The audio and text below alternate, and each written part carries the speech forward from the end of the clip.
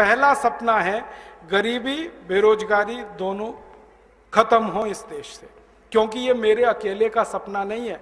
भगत सिंह का भी यही था, चंद्रशेखर का यही था, सुभाष चंद्र बोस का यही था। इन सारे क्रांतिकारियों ने जब लड़ाई लड़ी है ना, तो अपने अपने समय में बहुत सारे लेख लिखे हैं, भाषण दिए। उन भाषणों को मैं इकट्ठा कर रहा हूं आजकल, लेखों को इकट्ठा कर रहा हूं। कोई भी क्रांतिवीर ऐसा नहीं है जो ये ना कहे कि अंग्रेजों को भगाना आखिरी उद्देश्य है। वो कहते हैं अंग्रेजों को भगाना तो पहला उद्देश्य है, आखिरी उद्देश्य है भारत की गरीबी मिटानी है, भुखमरी मिटानी है, बेरोजगारी मिटानी है, भारत में समृद्धि लानी है। सब क्रांतिकारी यही कहते हैं, उनका भी यही सपना है, हमारा भी यही सपना है कि भारत की गरीबी भुखमरी बेकारी दूर हो। अब इसको दूर करने के लिए पैसे चाहिए, वो कहां से आएंगे? तो एक तो रास्ता है कि और ज्यादा टैक्स लगाओ, पैसे लाओ।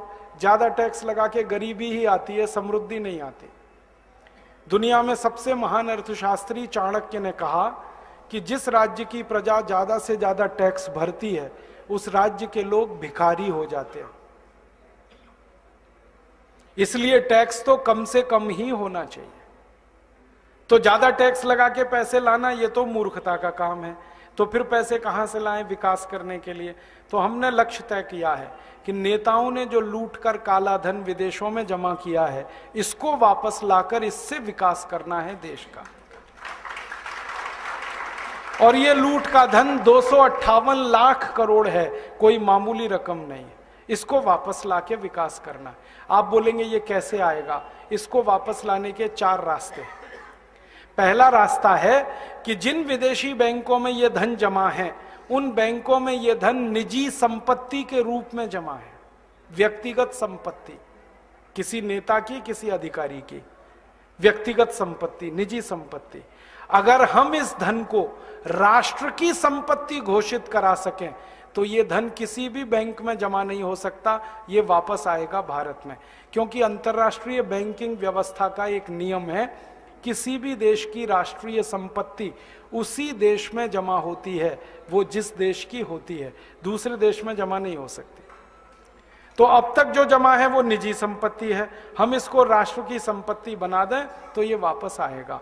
आप बोलेंगे ये कौन करेगा? इस काम को करने के लिए 2 संस्थाएं हमारे पास हैं। एक का नाम है सुप्रीम कोर्ट और एक का नाम है संसद। सुप्रीम कोर्ट की ताकत है कि वो किसी भी संपत्ति को राष्ट्रीय संपत्ति घोषित कर सकता है। और सुप्रीम कोर्ट ने एक बार ऐसा किया था। यूरिया घोटाला हुआ जब नरसिम्हा राव के जमाने में, तो 133 करोड़ रुपए चला गया था देश के बाहर। सुप्रीम कोर्ट ने उसको राष्ट्रीय संपत्ति घोषित करके वापस मंगा लिया और स्विस बैंक से वो 133 करोड़ रुपए वापस आ गया। और पता है वो नरसिम्हा राव के बेटे के खाते में जमा था। हाँ, और सुप्रीम कोर्ट ने नरसिम्हा राव के बेटे को जेल भेज दिया। प्रधानमंत्री के बेटे को जेल भेजा था, वो मैं भूला नहीं कभी भी। सुप्रीम कोर्ट में इतनी ताकत है। तो हमने सुप्रीम कोर्ट में एक मुकदमा लगाया है अभी 6 महीने पहले, ये जो भारत स्वाभिमान नाम की संस्था है ना, इसकी तरफ से। और मुकदमा हमारा एक ही है कि अगर यूरिया घोटाले का पैसा सुप्रीम कोर्ट ने राष्ट्र की संपत्ति घोषित किया था तो चारा घोटाले का भी राष्ट्र की संपत्ति है, बोफोर्स घोटाले का भी राष्ट्र की संपत्ति है, सभी घोटालों का पैसा राष्ट्र की संपत्ति है। और इस तर्क से अगर सुप्रीम कोर्ट सहमत हो जाए तो 258 लाख करोड़ को राष्ट्र की संपत्ति वो घोषित कर सकता है। और ये घोषणा होते ही हम इंटरनेशनल कोर्ट ऑफ जस्टिस में जा सकते हैं फैसले को लेकर, और आईसीजे ऑर्डर करे तो दुनिया के 70 देशों की बैंकों को पैसा वो वापस करना पड़ेगा भारत को। इस उम्मीद में मुकदमा लगाया है हमने। 6 महीने हो गए। 6 महीने तक ये मुकदमा स्वीकार नहीं हुआ, बहस होती रही कोर्ट में, और अब स्वीकार हो गया है। कोर्ट ने तैयार मान लिया कि अब ये मुकदमा सुना जाएगा। 6 महीने लगे और कोर्ट ने अपने को कन्विंस करने के लिए सब तरफ से जानकारी मंगाई। हमने कहा, उतने पे विश्वास नहीं किया कोर्ट ने। एक अंतर्राष्ट्रीय संस्था को कॉल किया कोर्ट ने, उसका नाम है ट्रांसपेरेंसी इंटरनेशनल। उन्होंने आके सारे दस्तावेज कोर्ट में पेश किए कि भारत का कितना ब्लैक मनी।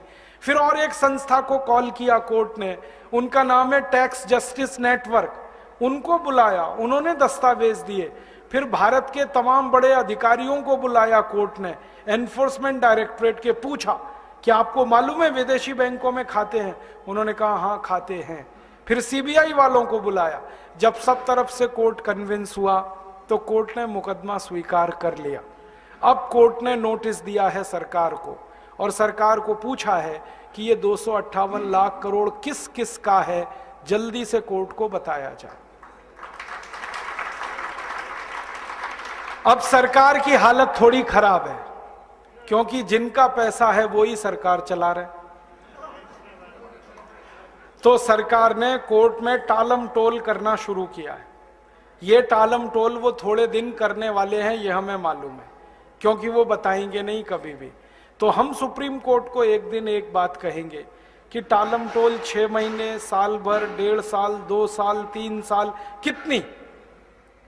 फिर हम सुप्रीम कोर्ट को कहेंगे आप तो एक्स पार्टी जजमेंट दे दो, और कोर्ट को ताकत है वो करने की।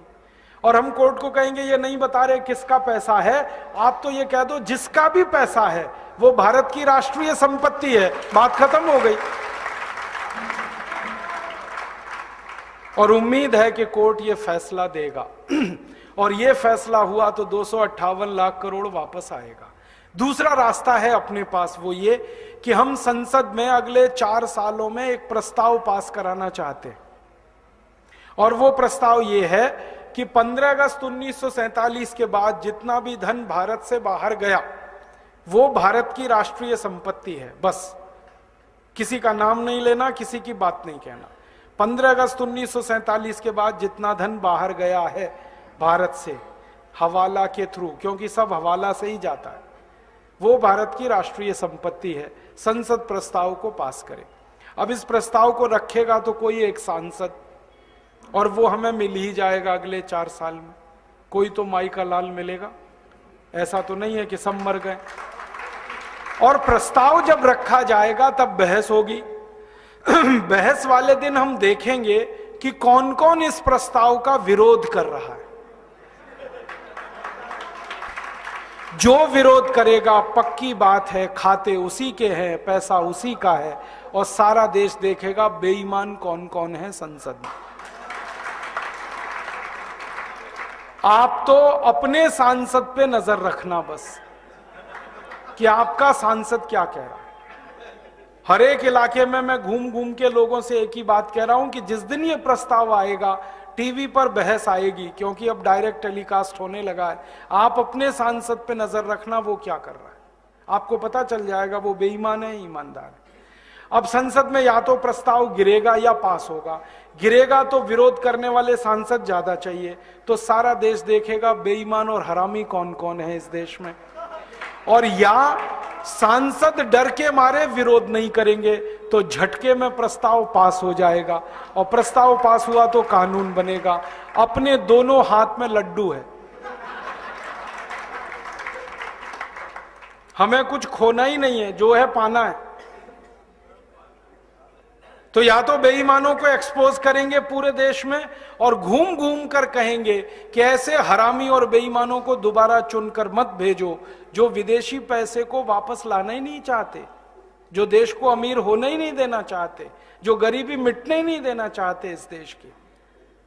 तो या तो उनके खिलाफ लड़ाई शुरू होगी, जंग, और वो आखिरी जंग होगी। या तो वो रहेंगे या तो हम रहेंगे, बीच में कुछ नहीं होगा। और अगर प्रस्ताव पास हो गया तो कानून बन गया, तो पैसा आ जाएगा 258 लाख करोड़।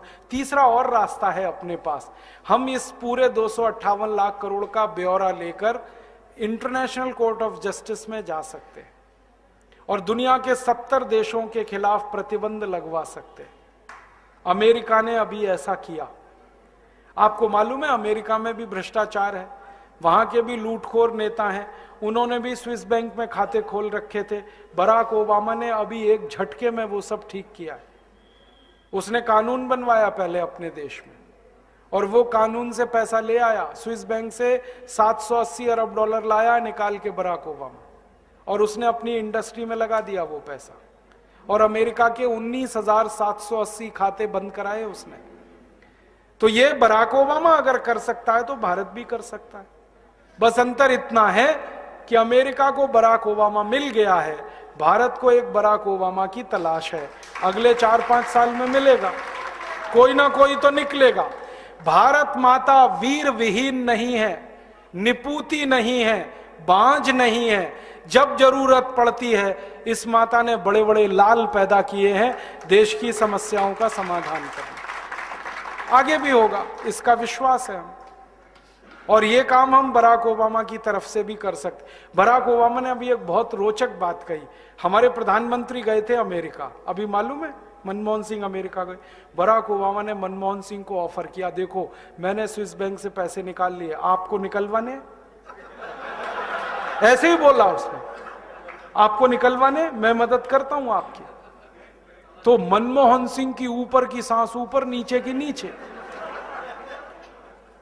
ना हां कहा ना कहा। फिर उसने कहा मैं भारत की मदद करना चाहता हूं सीरियसली इस काम में, और मैंने जैसे पैसा निकाला है स्विस बैंकों से मैं वो बताना चाहता हूं, आप ऐसे निकालो। अब मनमोहन सिंह चुपचाप लौट आए, क्योंकि उनको बोलते ही नहीं बनता, क्योंकि सरकार चलाने वालों का पैसा है, बात ही नहीं करते वो। तो बराक ओबामा तैयार है, वो कहता है मैं मदद करूंगा भारत की। क्यों? वो कहता है भारत की मदद इसलिए करनी है, भारत महान देश है, ये वो बोलता है। और भारत की महानता जब वो गिनाता है ना, तो सबसे पहले कहता भारत बजरंगबली का देश है, हनुमान जी का देश। और वो हनुमान जी का भगत है बराक ओबामा। उसने मंदिर बनाया, मालूम है, आधा ईसाई आधा मुसलमान बराक ओबामा हनुमान जी की पूजा कर रहा है।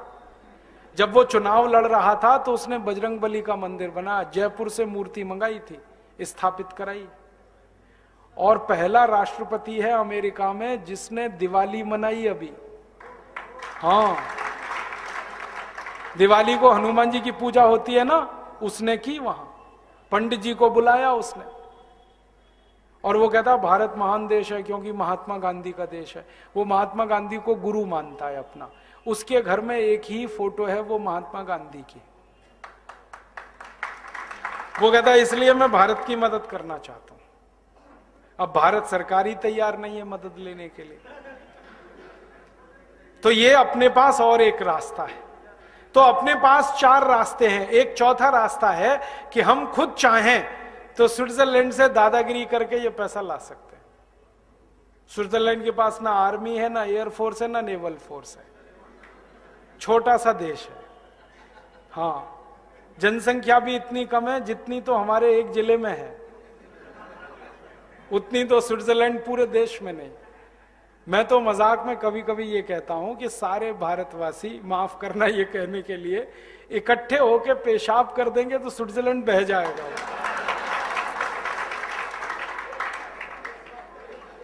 इतना पिद्दी सा देश है। 2 घंटे कार चलाओ तो स्विट्जरलैंड की सीमा खत्म हो जाती है, दूसरे देश में कार घुस जाती है। पुलिस उनके पास है नहीं, आर्मी है नहीं, थोड़ी दादागिरी करो वो तो दे देंगे। अमेरिका ने अभी कहा था उनको कि इराक का ध्यान है, अफगानिस्तान का ध्यान है, वो आपका भी हाल हो सकता है। तुरंत उन्होंने पैसे निकाल के दे दिए, 1 मिनट नहीं लगा। तो अपने पास 4 रास्ते हैं। पहले तीनों रास्तों का उपयोग करेंगे, कानून से वो पैसा लाएंगे, क्योंकि गलत कानून के कारण वो पैसा गया है, तो कानून सही करके उसको वापस लाएंगे। और भविष्य में ये पैसा बाहर ना जाए इसकी पक्की व्यवस्था करेंगे। पहला कानून बनाएंगे, पैसा भारत की राष्ट्रीय संपत्ति है तो 258 लाख करोड़ आएगा। दूसरा ही कानून बनाना है कि भारत में अगर कोई भ्रष्टाचार करे और पकड़ा जाए तो 3 महीने में उसको फांसी की सजा, बहस नहीं करनी है अदालत में। और तीसरा काम हमें क्या करना है, ये पैसे लाने हैं विदेशों से 258 लाख करोड़, तो इसमें 50 लाख करोड़ खर्च करना है तुरंत गांवों के विकास के लिए। भारत के गांव में उद्योग नहीं है, गांव में पानी नहीं है, गांव में बिजली नहीं है, गांव में सड़क नहीं है, गांव में हॉस्पिटल नहीं है, गांव में डॉक्टर नहीं है, गांव में शिक्षा के लिए स्कूल नहीं है। गांव में पैसा लगाना है। और हमने हिसाब निकाला, 50 लाख करोड़ भारत के 6,38,365 गांवों में इन्वेस्ट करना है। कैसे?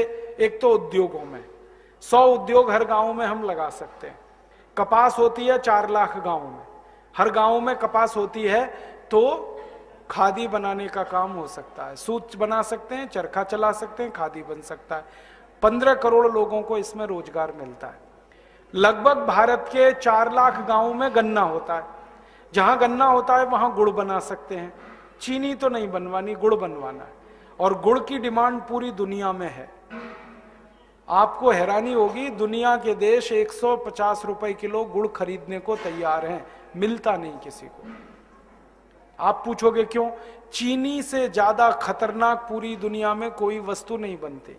चीनी माने जहर, दुनिया को समझ में आ गया। डायबिटीज इतनी, और डायबिटीज के अलावा जो दूसरे कॉम्प्लिकेशंस हैं वो इतने चीनी के बारे में एक ही जानकारी देता हूं। आप आधा किलो खाना खाओ और 50 ग्राम चीनी खा लो पीछे से, 50 ग्राम तो छोड़ दो, 1 चम्मच खा लो। आधा किलो खाने पर 1 चम्मच चीनी खा लो तो पूरा आधा किलो खाना पच जाएगा। उसकी पूरी ऊर्जा 1 चम्मच चीनी को नहीं पचा पाती। चीनी डाइजेस्ट नहीं होती कभी भी। क्यों? उसमें कुछ ऐसी चीज है ही नहीं जो डाइजेस्ट हो। ऑर्गेनिक उसमें कुछ भी नहीं है, सब इनऑर्गेनिक है। और चीनी का अर्थशास्त्र और समाजशास्त्र ये है कि ना उसमें कोई विटामिन है, ना उसमें कोई प्रोटीन है, ना उसमें कोई कैल्शियम आयरन आदि है, ना माइक्रो न्यूट्रिएंट्स हैं। वो जहर का पुलिंदा है। हम चाहते हैं कि चीनी बंदी हो जाए तो अच्छी है, वैसे भी 50 रुपए किलो हो गई है फालतू में। क्यों दिमाग खराब करें? हम तो गुड़ बनवाएंगे, और सारी दुनिया गुड़ मांग रही है, और ऑर्गेनिक गुड़ तो सब मांग रहे हैं। गन्ना पैदा करें बिना यूरिया बिना डीएपी, उस गन्ने से गुड़ बनाएं। अभी ग्राहक तैयार हैं 150 रुपए किलो खरीदने के लिए सारी दुनिया में। ये जितनी बेकरीज चलती है ना यूरोप में, वो सब गुड़ चाहते हैं, क्योंकि वो कहते हैं कि गुड़ से जब हम वो बनाते हैं उनके स्वीट डिश, वो ज्यादा लंबे समय टिकते हैं। चीनी वालों को टिकाने के लिए बहुत सारे केमिकल मिलाने पड़ते हैं। गुड़ जो है ना नेचुरल प्रिजर्वेटिव है, तो वो गुड़ मांग रहे हैं। हम 4 लाख गांव में गुड़ बनवा सकते हैं, खुद भी खाएंगे, दुनिया को खिलाएंगे, और इस काम में कम से कम 1.5-2 करोड़ किसानों को काम मिलेगा। फिर भारत के 2.5 लाख गांव हैं, वहां गेहूं पैदा होता है। गेहूं का आटा सब खाते हैं, गेहूं कोई नहीं खाता, तो गेहूं का आटा गांव में बनेगा, शहर में बिकेगा।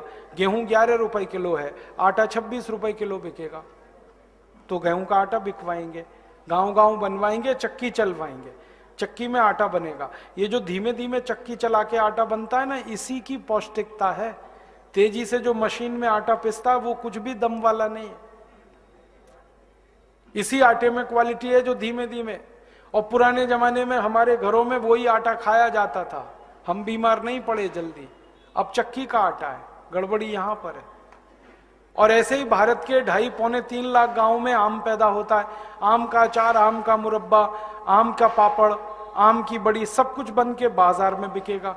1 लाख गांव में आलू है तो आलू का चिप्स गांव गांव बनवा सकते हैं। चिप्स 480 रुपए किलो बिकता, आलू 10 रुपए किलो बिकता है। 1 लाख गांव में टमाटर होता है, टमाटर का सॉस गांव गांव बन सकता है। सॉस 200 रुपए किलो बिकता है, टमाटर 10 रुपए किलो। तो किसानों को हम समझाएंगे वैल्यू एडिशन करो, प्राइमरी प्रोडक्ट्स मत बेचो। बस इतनी सी बात समझानी है किसान। कपास मत बेचो, कपास से सूत बना के, कपड़ा बना के बेचो। कपास बिक जाता 12 रुपए किलो, और वही कपड़ा बिकता है 25 से 30 और 60-70 रुपए किलो तक। और वैल्यू एडिशन के लिए किसानों को ट्रेनिंग देनी है बस, और क्या करना है। और वो ट्रेनिंग देने का काम हमारे योग शिक्षक करेंगे। अभी हमारे 2,40,000 योग शिक्षक हैं जो गांव गांव में योग और प्राणायाम सिखाते हैं। थोड़े दिन में ये सारे योग शिक्षक वैल्यू एडिशन की ट्रेनिंग देने लगेंगे। हम उनको ट्रेनिंग देने वाले हैं, वो गांव गांव ट्रेनिंग देंगे और गांव को खड़ा करेंगे। और इस पूरे गांव में 100-100 उद्योग के लिए 10 लाख करोड़ खर्च करना है बस। और हर गांव में बिजली देनी है तो 4 लाख करोड़ खर्च होगा। हर गांव में सड़क देनी है तो 7 लाख करोड़ खर्च होगा। हर गांव में स्कूल कॉलेज देने हैं तो 8 लाख करोड़ खर्च होगा। हर खेत को पानी देना है किसान के लिए तो 10 लाख करोड़ खर्च होगा। फिर सारा खर्चा मिला दें तो 58 लाख करोड़ से ज्यादा खर्च नहीं होता और सारे गांव खड़े हो जाएंगे। अब 58 लाख करोड़ खर्च करके गांव खड़े हो गए तो गरीबी, भुखमरी, बेकारी खत्म।